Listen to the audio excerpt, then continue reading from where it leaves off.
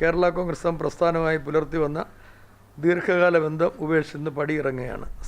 ഇന്ത്യയിലെ കരുത്തുറ്റ പ്രസ്ഥാനമായ Indian national കോൺഗ്രസിൽ ചേർന്ന് പ്രവർത്തിക്കുവാനായി തീരുമാനിച്ചു.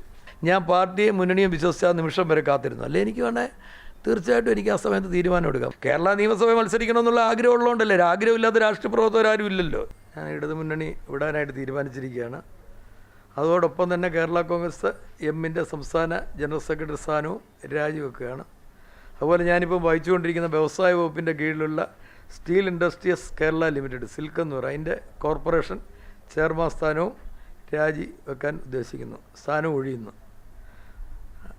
ഇതൊക്കെ പറയുന്നതോടൊപ്പം തന്നെ ഇതിൻ്റെ കൂടെ ഞാൻ ഇന്ത്യൻ നാഷണൽ കോൺഗ്രസിൽ ചേർന്ന് പ്രവർത്തിക്കുവാൻ തീരുമാനിച്ചിരിക്കുന്നു. ഇന്നു മുതൽ പൂർണ്ണമായ അർപ്പണബോധത്തോടെ കഴിഞ്ഞ 37 വർഷക്കാലമായി കേരള കോൺഗ്രസ് പ്രസ്ഥാനമായി പുലർത്തി വന്ന ദീർഘകാല ബന്ധം ഉപേക്ഷിച്ച് പടിയിറങ്ങുകയാണ്. സമീപകാലത്ത് നേരിടേണ്ടി വരുന്ന കടുത്ത അവഗണനയും തുടർന്നുണ്ടായ മാനസിക പ്രശ്നങ്ങളും എന്നെ ഏറെ വേദനിപ്പിക്കുന്നു.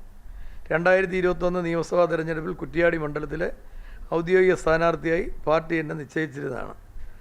അവിടെ CPMൽ അന്ന് ഉടലെടുത്ത ചില രാഷ്ട്രീയ സാഹചര്യങ്ങളും പ്രതീക്ഷകളും പരിഗണിച്ച് മുന്നണിയുടെ വിജയത്തിനും പാർട്ടിയുടെ കെട്ടുറപ്പിനും വേണ്ടി നേതൃത്വത്തിൻ്റെ നിർദ്ദേശപ്രകാരം എൻ്റെയും കൂടെ ഞാൻ കൺസെൻറ്റോടുകൂടി ഞാൻ ആ സ്ഥാനത്ത് നിന്നും മാറി നിൽക്കാൻ തയ്യാറായി.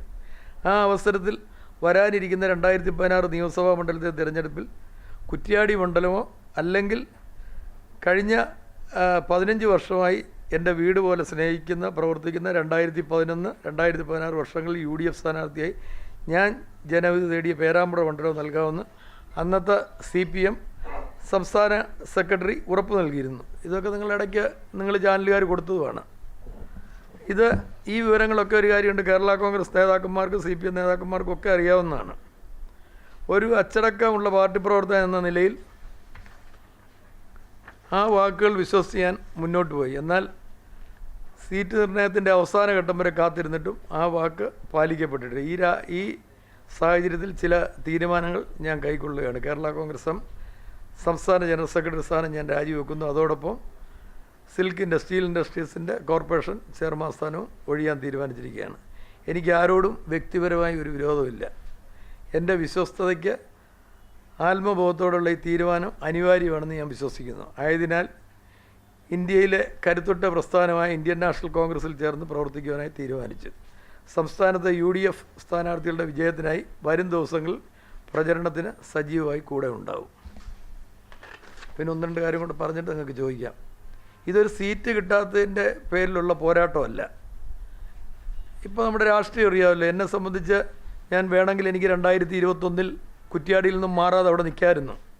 അന്ന് ഞാൻ എൻ്റെ രാഷ്ട്രീയ പക്വത മൂലം ഞാൻ മാറിക്കൊടുത്തതാണ്. ഈ സീറ്റ് നിശ്ചയത്തിൻ്റെ ഏതാനും മാസങ്ങൾക്ക് മുമ്പ് തന്നെ എനിക്കറിയായിരുന്നു. ഞാൻ പേരാമ്പ്രയിലൊക്കെ സ്ഥിരമായിട്ട് കുറ്റ്യാടിയിലും കോഴിക്കോടും ഒക്കെ പ്രവർത്തിക്കുന്ന ആളാണ്. എനിക്ക് സീറ്റ് പേരാമ്പ്രയിൽ കിട്ടത്തില്ലെന്നറിയായിരുന്നു. പക്ഷേ പാർട്ടി സീറ്റ് ചോദിച്ചു. പക്ഷേ ഒരു കാര്യമുണ്ട്, അത് കിട്ടിയില്ല. അത് കിട്ടാഞ്ഞൊരു സാഹചര്യം എന്താണെന്ന് എനിക്കറിയില്ല. ഞാൻ അതിനെക്കുറിച്ച് ഞാൻ പറഞ്ഞില്ല, വേറെ രൂപത്തിലോട്ട് ഞാനിപ്പോൾ ഇലക്ഷൻ സമയമായിട്ട് പോകുന്നില്ല. എനിക്ക് വേണമെങ്കിൽ ഇപ്പോൾ കേരള സംസ്ഥാനത്ത് നിങ്ങൾക്കൊക്കെ ഇവിടെ ഇരിക്കുന്ന മാധ്യമ പ്രവർത്തകർക്കൊക്കെ അറിയാം, എന്നെപ്പോലൊരാൾക്ക് സീറ്റ് കിട്ടിയില്ലെങ്കിൽ ഞാൻ പേരാമ്പ്രയിൽ അവിടെ സ്ഥാനാർത്ഥിയെ നിശ്ചയിച്ച ആ ദിവസം തന്നെ കോഴിക്കോട് ഇതുപോലൊരു പ്രസ് കോൺഫറൻസ് വിളിച്ചിട്ട് ഞാൻ സ്വതന്ത്ര സ്ഥാനാർത്ഥി അവിടെ മത്സരിക്കുന്നു പറഞ്ഞാൽ തീർച്ചയായിട്ടും പേരാമ്പ്രക്കാർക്കും അവിടുത്തെ UDF നേതാക്കൾക്കൊക്കെ തീർച്ചയായിട്ടും അറിയാം. അവർ സന്തോഷമായിട്ട് എനിക്ക് വേണേൽ പിന്തുണ നൽകിയാണ്. ആ കാര്യത്തിൽ എനിക്ക് യാതൊരു സംശയവുമില്ല. എനിക്ക് അവരെ കൃത്യമായിട്ടും അറിയാവുന്ന കാര്യമാണ്. പക്ഷേ അത് രാഷ്ട്രീയ മര്യാദയ്ക്ക് യോജിച്ചതല്ലെന്നാണ് എൻ്റെ രാഷ്ട്രീയ പ്രവർത്തനത്തിൽ ഞാൻ കണ്ടുവരുന്നത്.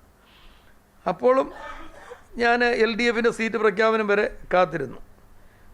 അപ്പോൾ അതിൻ്റെ അടിസ്ഥാനത്തിൽ ഇവരുമായിട്ട് ഇനിയിപ്പോൾ ഒരു കാരണവശാലും നമുക്കിനി മുന്നോട്ട് പോകാൻ പറ്റാത്തൊരു സാഹചര്യം വന്നുകൊണ്ടാണ് ഇത്തരം ഒരു കടുത്ത തീരുമാനത്തിലേക്ക് എടുക്കേണ്ടത് വന്നിരിക്കുന്നത്.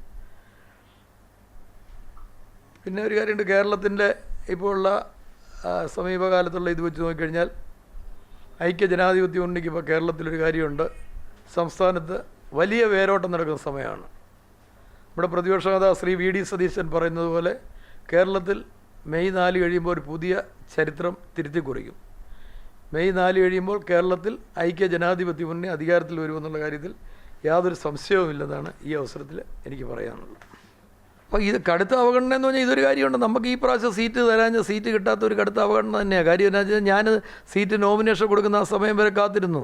നോമിനേഷൻ കൊടുത്ത് നിങ്ങൾക്കറിയാമല്ലോ, അല്ലെ നേരത്തെ ഒരാഴ്ച മുമ്പേ പ്രസ് കോൺഫറൻസ് നടത്തായിരുന്നു. നോമിനേഷൻ്റെ വിഡ്രോവലിൻ്റെ ഇന്നലെ ആയിരുന്നല്ലോ സൂക്ഷ്മ പരിശോധനയുടെ ലാസ്റ്റ് ഡേറ്റ്. അതാണ് ഇന്ന് പത്രസമ്മേളനം വിളിച്ചത്. അപ്പോൾ ഒരു കാര്യമുണ്ട്, അതുവരെ കാത്തിരുന്നിട്ടൊരു കാര്യമുണ്ട്. ഏതെങ്കിലും തരത്തിൽ ഇത് രണ്ടു കൂട്ടരും കൂടെ യോജിച്ചുകൊണ്ടിരുന്ന ഒരു തീരുമാനം എടുക്കേണ്ടായിരുന്നു. അപ്പോൾ എന്നെ പോലെ രാഷ്ട്രീയ പ്രവർത്തകരാകുമ്പോഴത്തേക്ക് തീർച്ചയായിട്ടും ഒരു കാര്യമുണ്ട്, നമ്മൾ 38-ാമത്തെ വർഷം രാഷ്ട്രീയ പ്രവർത്തനത്തോട് ഇറങ്ങുക. അപ്പോൾ തീർച്ചയായിട്ടും കേരള സംസ്ഥാനത്ത് ഞാൻ മാത്രമല്ല, ഇപ്പം ഇന്നും ഇറങ്ങിയിട്ടുണ്ട്, ഇന്നലെ ഇറങ്ങിയിട്ടുണ്ട്, മിനിഞ്ഞാന്നും ഇറങ്ങിയിട്ടുണ്ട്. മിക്ക ദിവസങ്ങളിലൊരു ഒരു കാര്യമുണ്ട്, രണ്ട് പാർട്ടിയിൽ നിന്നും അങ്ങോട്ടും ഇങ്ങോട്ടും പോരുന്നുണ്ട്. അപ്പോൾ ഒരു കാര്യമുണ്ട്, ഇത് സ്വാഭാവികമായിട്ട് ഞാൻ എൻ്റെ ഒരു രാഷ്ട്രീയ മാന്യതയുടെ പുറത്ത് ഒരു കാര്യമുണ്ട്, വേറെ രീതിയിലോട്ട് പോയില്ല. എല്ലാ തെരഞ്ഞെടുപ്പിന് മുമ്പ് ഒരു നോമിനേഷൻ കൊടുക്കാനോ അല്ലെങ്കിൽ ഒരു കാര്യമുണ്ട് എനിക്ക് മത്സരിക്കാനോ അറിയാൻ കഴിഞ്ഞിട്ടല്ല. തീർച്ചയായിട്ടും ഞാൻ അതിനോട് പോകാഞ്ഞത് അത് വേണ്ട. ഒരു കാര്യമുണ്ട്, തെരഞ്ഞെടുപ്പിൻ്റെ എല്ലാ പരിപാടിയും കഴിഞ്ഞതിന് ശേഷം ഇങ്ങനെ ഒരു തീരുമാനം എടുക്കാമെന്ന് കരുതി കൂട്ടിയാണ് ഈ കഴിഞ്ഞ 10-15 ദിവസം കാത്തിരുന്നത്. ഏതാ ആ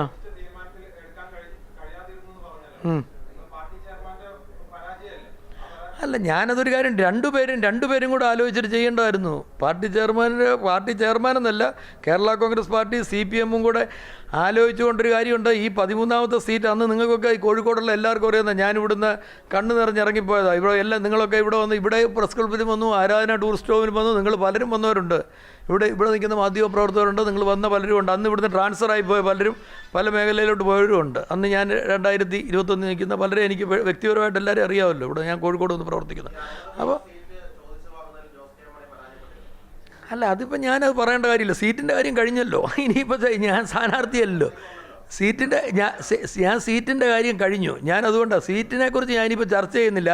സീറ്റിൻ്റെ വിഷയമേ കഴിഞ്ഞ്. സീറ്റ് മത്സരിക്കാനാണ് എന്നെ സംബന്ധിച്ച് എനിക്ക് മത്സരിക്കാൻ ഈ പ്രാവശ്യം പോലെ എനിക്കൊരു സാധ്യതയും ചാൻസും ഉള്ള ഒരു സമയമില്ലായിരുന്നു. എനിക്ക് വേണ്ട ഒരു കാര്യമുണ്ട്, ഈ LDF കൂടുന്നതിന് മുമ്പും അതിനൊക്കെ മുമ്പ് എനിക്കറിയാം പേരാമ്പ്ര സീറ്റ് കിട്ടത്തില്ലെന്നുള്ളൊരു രാഷ്ട്രീയ പ്രവർത്തകൻ എന്നുള്ള രീതിയിൽ. നിങ്ങൾ മാധ്യമക്കാർ റിസർച്ച് ചെയ്യുമ്പോൾ നിങ്ങളുടേതായിട്ടറിയും. എനിക്കൊരു രാഷ്ട്രീയ പ്രവർത്തകൻ എന്നുള്ള രീതിയിൽ എനിക്കറിയാം ഇത് കിട്ടത്തില്ലെന്നുള്ള കാര്യം എനിക്കറിയാമായിരുന്നു. എങ്കിലും ഒരു കാര്യമുണ്ട്, ഞാൻ പാർട്ടിയും മുന്നണിയും വിശ്വസിച്ച നിമിഷം വരെ കാത്തിരുന്നു. അല്ലേ എനിക്ക് വേണേ തീർച്ചയായിട്ടും എനിക്ക് ആ സമയത്ത് തീരുമാനം എടുക്കാം. അപ്പോൾ സീറ്റിൻ്റെ കാര്യത്തെക്കുറിച്ച് ഞാൻ ചർച്ച ചെയ്യുന്നില്ല. അത് കഴിഞ്ഞു. ഇനി ഇലക്ഷൻ സ്ഥാനാർത്ഥികൾ എല്ലാം മത്സരിക്കുകയല്ലേ, കേരളത്തിൽ മത്സരിക്കുകയല്ല. അവർ ബാക്കി ജനം വിധി എഴുതട്ടെ. ജനമല്ല, ഇനി നമ്മളാരുമല്ല, ജനം വോട്ട് ചെയ്തെന്ന് വിജയിച്ചു വരുന്ന മുന്നണിയല്ലേ അധികാരത്തിൽ. അല്ല, അത് ഞാൻ പറയുന്നില്ല, ഞാനത് പറഞ്ഞില്ല. കാര്യം എൻ്റെ കാര്യമേ ഞാൻ പറഞ്ഞുള്ളൂ. കാര്യം ചോദിച്ചു മേടിച്ചു, അതൊക്കെ നിങ്ങളൊരു കാര്യമുണ്ട് മാണി ഗ്രൂപ്പിൻ്റെ നേതാക്കളോട് ചോദിച്ചു. മാണി ഗ്രൂപ്പ് നേതാക്കൾക്കും ഒരു കാര്യമുണ്ട്, അന്നുണ്ടായിരുന്ന നേതാക്കൾക്കൊക്കെ അറിയാവുന്ന കാര്യമാണ് ഈ സീറ്റിൻ്റെ കാര്യം അറിയാവുന്നത്. 2024 ഈ സീറ്റായിരുന്നു ആദ്യം തീരുമാനം ഉണ്ടാക്കേണ്ടത്. ഈ സീറ്റായിരുന്നു ആദ്യം മേടിക്കേണ്ടത്. ഇതിനെക്കുറിച്ച് ഇതിനായിരുന്നു ചർച്ച ചെയ്യേണ്ടത്. എന്നും രാവിലെ പത്രത്തിൽ 13ാമത്തെ സീറ്റ് 13 നിങ്ങൾ ആദ്യം എനിക്ക് ഓർക്കുന്നത്, ഞാൻ ചാനലിൻ്റെ പേര് പറയുന്നില്ല, ഇവിടെ എനിക്ക് 2-3-4 ചാനലുകാരിൽ ആദ്യം എൻ്റെ പേരാവുന്നത്. മുഹമ്മദ് ഇക്ബാൽ ഒരു കാര്യമുണ്ട്, സീറ്റിൻ്റെ പേര് കുറ്റ്യാടി ഓർ പേരാമ്പ്ര എന്ന് പറഞ്ഞ് ഇവിടെ നിൽക്കുന്ന 3-4 ചാനലുകാർ നിങ്ങൾ എഴുതി വിട്ടതും എല്ലാ ചാനലുകളിലും വന്നു. ആദ്യം എൻ്റെ സീറ്റിൻ്റെ കാര്യമാണ് ചർച്ച. ആ സീറ്റൊന്ന് കുറ്റ്യാടി സീറ്റ് വിട്ടു കൊടുത്തുകൊണ്ടായിരുന്നു. അപ്പോൾ അത് ഇനിഷ്യേറ്റീവ് എടുത്ത് ആ മുന്നണി ചെയ്യേണ്ട ഒരു, ഞാൻ ഇപ്പോൾ 2 ടേമാണ് പോയത്. രണ്ടാമത്തെ ടേം ഇപ്പോൾ പറഞ്ഞിട്ട് പൊതുമേഖലാ സ്ഥാപനത്തിൻ്റെ ഒരു ചെയർമാൻഷിപ്പ് ഇരിക്കുന്ന പോലെയല്ല കേരള നിയമസഭ മത്സരിക്കുന്നത്. ഒരു കേരള നിയമസഭ മത്സരിക്കണമെന്നുള്ള ആഗ്രഹമുള്ളതുകൊണ്ടല്ലേ. ആഗ്രഹമില്ലാത്ത രാഷ്ട്രീയ പ്രവർത്തകരാരും ഇല്ലല്ലോ. ഇപ്പോൾ രാഷ്ട്രീയ പ്രവർത്തകരൊക്കെ അറിയാമല്ലോ. അതുകൊണ്ടാണല്ലോ ഒരു കാര്യമുണ്ട്, നമ്മൾ ഈ പ്രവർത്തനമായിട്ടൊരു കാര്യമുണ്ട്, 10-38 വർഷമായിട്ട് നമ്മുടെ ജീവിതം ഒഴിഞ്ഞു വെച്ചിരിക്കുന്നത്.